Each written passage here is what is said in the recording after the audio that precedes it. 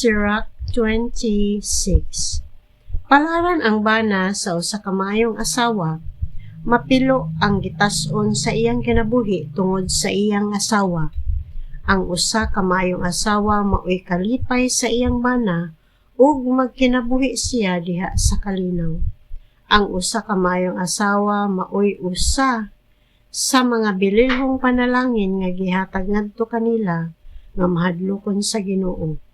Maadunahan man kining mga tawhana o makabos, malipayon sila og sa kanunay makita nga masadya. Adunay upat ka butang nga makapahadlok kanako.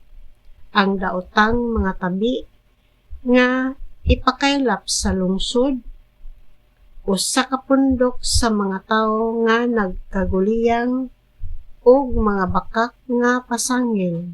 Kining tanan mas daotan pa kaysa kamatayon.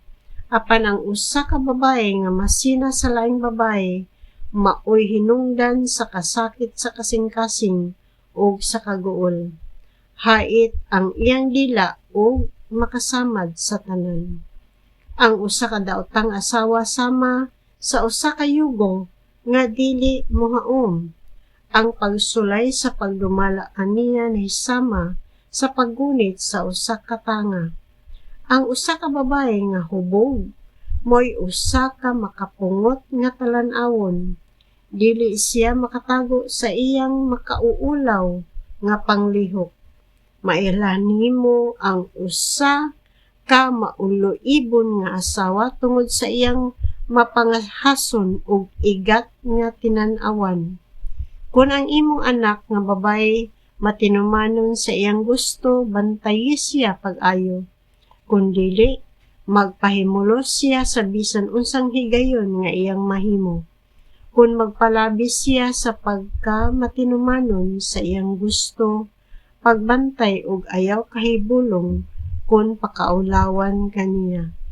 Mobilangkad siya bisan diin alang kang bisan kinsa nga gusto kaniya sama nga ang usa ka giuhaw nga magpapanaw moinom bisan unsang tubiga nga iyang makaplagan. Ang usa ka buotan nga asawa mao ang kalipay sa iyang bana. Ang iyang kahibalo naghimo sa iyang bana nga usa ka mas makusganon nga lalaki. Ang usa ka asawa nga dili mo palabig sulti may usa ka gasa sa gikan sa Ginoo. Ang maong pagpugong dalaygon nga dili matukib sa mga pulong. Ang usa ka buotang asawa may katahom nga walay katapusan. Kini may usa ka hiyas nga dili masukod ang kabililhon. Ang katahom sa usa ka maayong asawa anaa sa iyang maayong pagkaatiman nga balay sama sa adlaw nga nagasidlak sa udtong tutok diha sa kapanganuran sa Ginoo. Ang iyang matahom nga naong ug madanihon nga lawas sama sa maanindot nga kahayag nga gikan sa balaan nga suga didto sa templo ug ang iyang maayong pagkaporma nga mga bitiis ug malig-ong nga mga paa sama sa punuan sa suga nga gipatindog sa tungtunganan nga plata. Adunay duha ka butang nga nakapasubo kanako ug may ikatulo nga nakapapungot kanako. Usa ka sundalo nga nahimong kabus. Ang maalamon nga mga tawo nga wala tahura ug ang usa ka matarong nga tawo nga nahimong daotan.